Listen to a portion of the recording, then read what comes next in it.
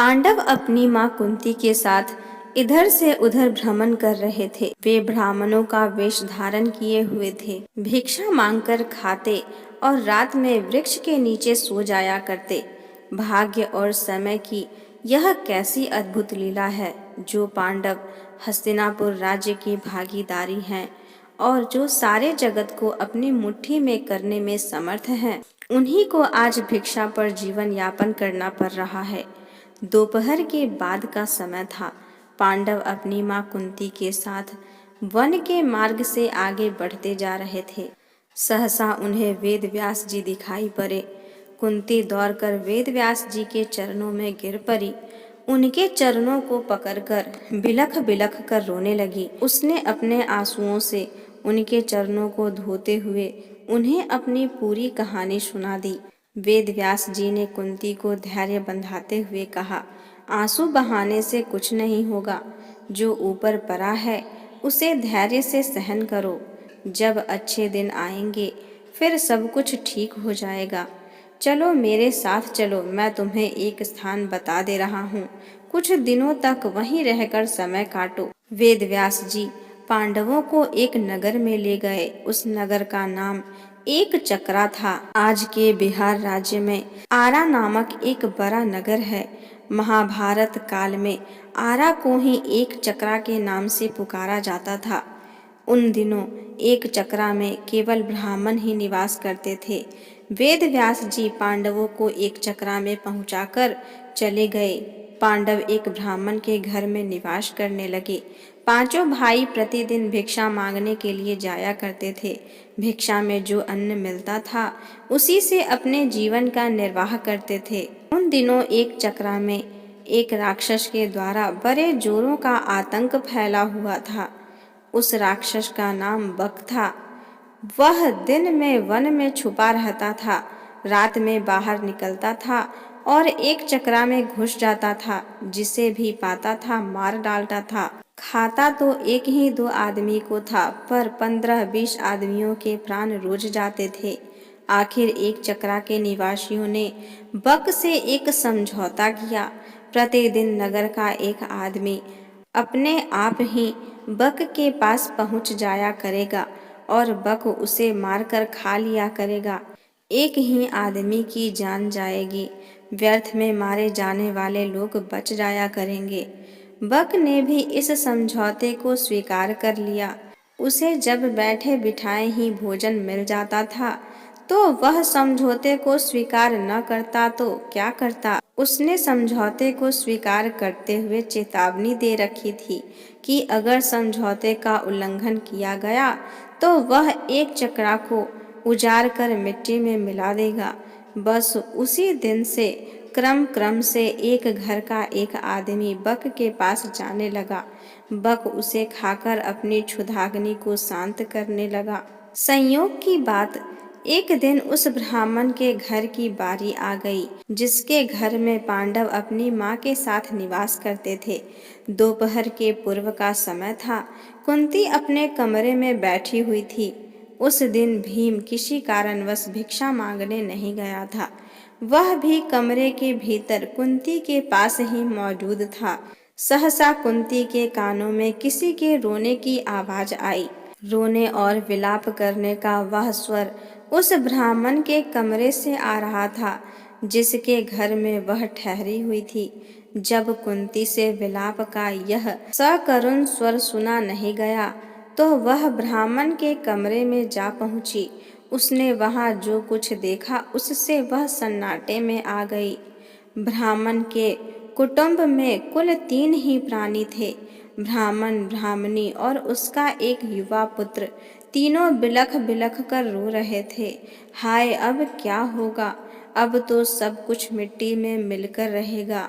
कुंती ने तीनों को रोता हुआ देखकर ब्राह्मण से पूछा, विप्रवर, आप तीनों इस प्रकार क्यों रो रहे हैं? क्या मैं जान सकती हूँ कि किस दारुण कष्ट ने आप तीनों को अत्यंत दुखी बना रखा है? ब्राह्मण ने आंखों से आंसुओं की बूंदें गिराते हुए उत्तर दिया, बहन, तुम सुनकर क्या करोगी? हमारा कष्ट एक ऐसा कष्ट है जिसे कोई दूर नहीं कर सकता। कुंती ने सहानुभूति भरे स्वर में कहा, हम तो गरीब ब्राह्मण हैं। सच है, हम आपके कष्ट को दूर नहीं कर सकते, किंतु फिर भी सुनने में हर्ज ही क्या है। हो सकता है हम आपके कुछ काम आ जाएं। जब कुंती ने बहुत आग्रह किया तो ब्राह्मण ने बक राक्षस की पूरी कहानी सुना दी। कहानी सुनाकर उसने सिसकते हुए कहा, बहन, हम कुल 3 ही प्राणी हैं।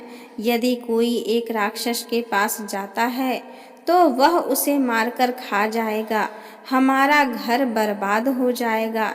इसीलिए हम सोचते हैं कि हम तीनों ही राक्षस के पास चले जाएंगे। हम इसीलिए रो रहे हैं। आज हम तीनों के जीवन का अंत हो जाएगा। ब्राह्मण की करुण कथा सुनकर कुंती बड़ी दुखी हुई। वह मन ही मन कुछ क्षणों तक सोचती रही। फिर बोली, विप्रवर, मैं एक बात कहती हूँ, उसे ध्यान से सुनिए। मेरे 5 पुत्र हैं। आज मैं अपने एक पुत्र को आपके कुटुंब की ओर से राक्षस के पास भेज दूंगी। यदि राक्षस मेरे पुत्र को खा जाएगा तो भी मेरे 4 पुत्र शेष रहेंगे। कुंती की बात सुनकर ब्राह्मण स्तब्ध रह गया। उसने परोपकार में धन देने वालों की कहानियां तो बहुत सुनी थी, पर पुत्र देने वाली बात आज उसने पहली बार सुनी। वह कुंती की ओर देखता हुआ बोला, बहन, तुम तो कोई स्वर्ग की देवी ज्ञात हो रही हो। मुझे इस बात पर गर्व है कि तुम्हारी जैसी देवी मेरे घर में अतिथि के रूप में है। तुम मेरे लिए पूजनीय हो। मैं अपने अतिथि से प्रतिदान लूं, यह अधर्म मुझसे नहीं हो सकेगा। मैं मिट जाऊंगा, पर मैं अतिथि को कष्ट में नहीं पड़ने दूंगा। ब्राह्मण की बात सुनकर कुंती बोली, आपने हमें आश्रय देकर हम पर बड़ा उपकार किया है। आप हमारे उपकारी हैं। हमारा धर्म है कि आपको कष्ट में न पड़ने दें। आप अपने धर्म का पालन तो करना चाहते हैं, पर हमें अपने धर्म पालन से क्यों रोक रहे हैं? कुंती ने जब बहुत आग्रह किया तो ब्राह्मण ने उसकी बात मान ली। उसने दबे स्वर में कहा, अच्छी बात है बहन, ईश्वर तुम्हारा भला करे। कुंती ब्राह्मण के पास से उठकर भीम के पास गई। उसने पूरी कहानी भीम को सुनाकर उससे कहा, बेटा, परोपकार से बढ़कर दूसरा कोई धर्म नहीं होता। तुम ब्राह्मण कुटुंब की ओर से बक के पास जाओ। यदि बक तुम्हें मारकर खा जाएगा तो मुझे प्रसन्नता होगी कि मेरा बेटा परोपकार की वेदी पर बलिदान हो गया। भीम ने बड़े हर्ष के साथ अपनी माँ की आज्ञा को स्वीकार कर लिया। उसने कहा, माँ, तुम्हारी आज्ञा शिरोधार्य है। बक मुझे क्या मारकर खाएगा? तुम्हारे आशीर्वाद से मैं उसे मिट्टी में मिला दूंगा। संध्या का समय था। भीम एक गाड़ी के ऊपर खाने पीने का सामान लादकर उसे खींचता हुआ बक के निवास स्थान की ओर चल पड़ा।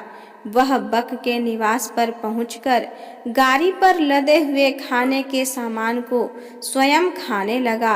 बक कुपित हो उठा। वह गरजता हुआ बोला, एक तो तुम देर से आए हो और ऊपर से मेरा भोजन खा रहे हो। इतना कहकर वह भीम पर टूट पड़ा।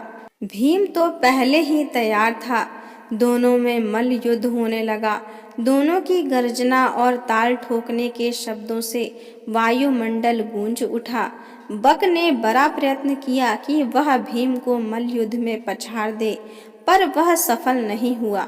वह स्वयं भीम की पकड़ में आ गया। भीम ने उसे धरती पर गिराकर उसने गले को इतनी जोर से दबाया कि उसकी जीभ बाहर निकल आई। वह प्राण शून्य हो गया। भीम ने उसे उठाकर नगर के फाटक के पास फेंक दिया। उधर संध्या समय चारों भाई भिक्षाटन से लौटे तो कुंती से सब कुछ सुनकर वे बहुत दुखी हुए। उन्होंने अपनी माँ से कहा, तुमने भीम को अकेले भेजकर अच्छा नहीं किया। हम भाइयों में वही एक ऐसा है जो संकट के समय काम आता है। कुंती ने अपने पुत्रों को समझाते हुए कहा, तुम चिंता क्यों करते हो?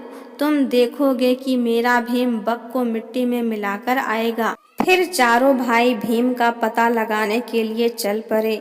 वे अभी कुछ ही दूर गए थे कि भीम अपनी मस्ती में झूमता हुआ आता दिखाई पड़ा। चारों भाई दौड़कर भीम से लिपट गए। भीम ने उन्हें बताया कि उसने किस तरह अत्याचारी बक को नरक में पहुंचा दिया है।